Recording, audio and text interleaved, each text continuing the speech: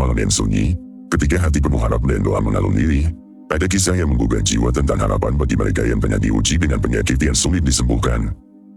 Said bin Abi Al-Fatah bin Al-Hasan Al-Qumi menceritakan kisahnya. Pernah suatu ketika, matanya terserang penyakit yang berat. Sang ayah membawanya ke rumah sakit, berharap pada obat yang mampu mengembalikan kesehatannya. Para dokter berkumpul, mendiskusikan kondisinya, namun mereka hanya bisa berkata, penyakit ini tidak bisa disembuhkan, kecuali oleh Allah. Dengan hati yang remuk dan dada yang sesak, Said pulang ke rumah. Dalam kesedihan dan keputusasaan, ia mengambil kitab ayahnya dan membacanya. Dalam kitab itu, ia menemukan sebuah riwayat yang membuatnya tergerak. Dari Imam Syadi, ia meriwayatkan dari kakeknya, Rasulullah, beliau bersabda, barang siapa yang tertimpa penyakit, lalu membaca doa ini setiap pada sholat subuh sebanyak 40 kali, kemudian mengusap bagian tubuh yang sakit, maka dengan izin Allah, penyakit itu akan disembuhkan.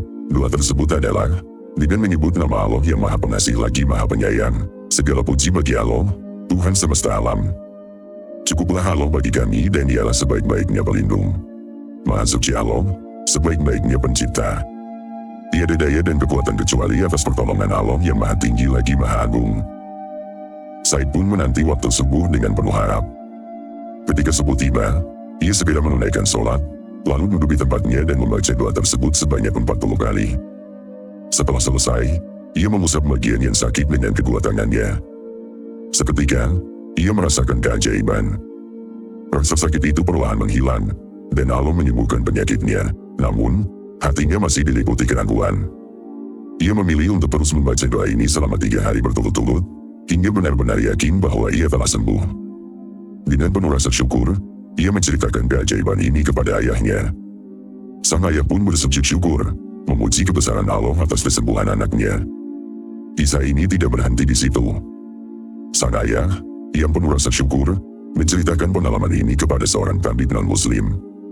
Tabib itu, yang takjub dengan kesembuhan Said, segera mendatangi dan memeriksanya. Tak ada lagi tanda-tanda penyakit di matanya. Saat itulah, tabib itu bertanya, bagaimana bisa kau sembuh dari penyakit yang bahkan ilmu kedokteran tak mampu menyembuhkannya? Said pun menceritakan tentang doa yang ia baca, tentang keyakinannya kepada Allah, dan bagaimana ia mengamalkannya selama beberapa hari.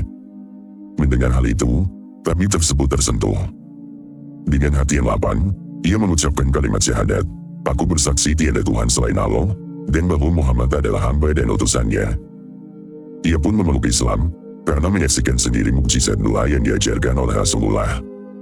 Kisah ini bukan hanya satu-satunya bukti kemujarabaan doa ini.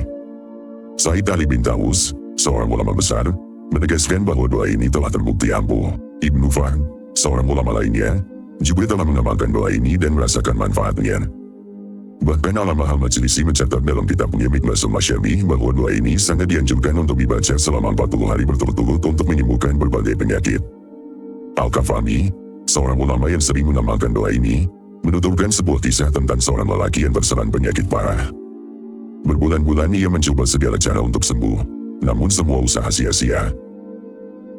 Hingga akhirnya, ia menemukan riwayat tentang doa ini dan mengamalkannya selama 40 hari. Dengan izin Allah, kesembuhan datang kepadanya. Syekh Ibrahim Al-Kafami pun menambahkan kisah ayahnya sendiri, Ali bin Hasan. Istrinya pernah terserang penyakit yang sangat berat. Tubuhnya bengkak, hingga ia hanya bisa tergolek di atas tempat tidur selama berbulan-bulan. Tak ada yang bisa dilakukan, kecuali berserah diri kepada Allah.